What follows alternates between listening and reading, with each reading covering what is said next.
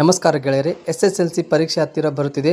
ಕನ್ನಡ ವಿಷಯ ಅಂದರೆ ಭಯನಾ ಅಥವಾ ಪಾಸ್ ಆಗೋದು ಹೇಗೆ ಅಂತ ಚಿಂತೆಯಲ್ಲಿದ್ದೀರಾ? ಚಿಂತೆ ಬಿಡಿ. ಇವತ್ತಿನ ವಿಡಿಯೋದಲ್ಲಿ ಕೇವಲ 15ರಿಂದ 20 ದಿನಗಳ ಓದಿ ಕನ್ನಡದಲ್ಲಿ ಸುಲಭವಾಗಿ 50ರಿಂದ 60 ಅಂಕಗಳು ಪಡೆಯೋದು ಹೇಗೆ ಅನ್ನೋದು ಪಾಸಿಂಗ್ ಪ್ಯಾಕೇಜ್ ಬಗ್ಗೆ ನಾನು ನಿಮಗೆ ತಿಳಿಸಿಕೊಡ್ತೀನಿ. ವಿಡಿಯೋ ಮಿಸ್ ಮಾಡ್ಕೋಬೇಡಿ, ಹಾಗೆ ಸ್ಕಿಪ್ ಮಾಡದೆ ಪೂರ್ತಿಯಾಗಿ ನೋಡಿಕೊಳ್ಳಿ. ಇದು ಪಾರ್ಟ್ 1 ವಿಡಿಯೋ ಆಗಿರುತ್ತದೆ. ಪಾರ್ಟ್ 2 ವಿಡಿಯೋ ಕೂಡ ಆದಷ್ಟು ಬೇಗ ನಿಮಗೆ ತಲುಪಿಸುವ ಪ್ರಯತ್ನ ಕೂಡ ಮಾಡುತ್ತೇವೆ. ಫಸ್ಟ್ ಪಾಯಿಂಟ್, ಕವಿ ಪರಿಚಯದಲ್ಲಿ ಯಾವುದೇ ಕಾರಣಕ್ಕೂ ಕವಿ ಪರಿಚಯ ಮಿಸ್ ಮಾಡ್ಕೋಬೇಡಿ.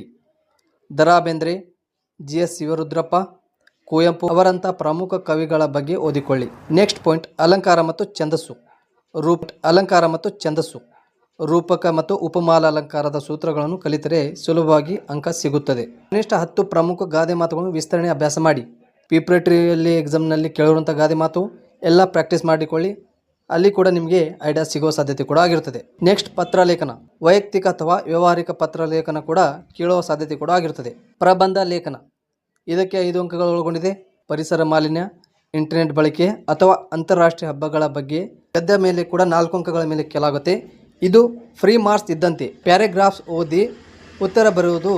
ಸಂವಿಧಾನ ಮತ್ತು ಪೂರಕ ಪಠ್ಯ ಸಣ್ಣ ಕಥೆಗಳು ಸಾರಾಂಶ ಓದಿಕೊಂಡ್ರೆ ಉತ್ತರ ಬರೆಯುವುದು ಸುಲಭ. ನಿಮಗೆ ಪ್ರಶ್ನೆ ಪತ್ರಿಕೆಯಲ್ಲಿ ಅಲ್ಲೇ ಪ್ರಶ್ನೆಗಳು ಇರುತ್ತದೆ, ಹಾಗೆ ಸಾರಾಂಶ ಕೂಡ ಒಳಗೊಂಡಿರುತ್ತದೆ.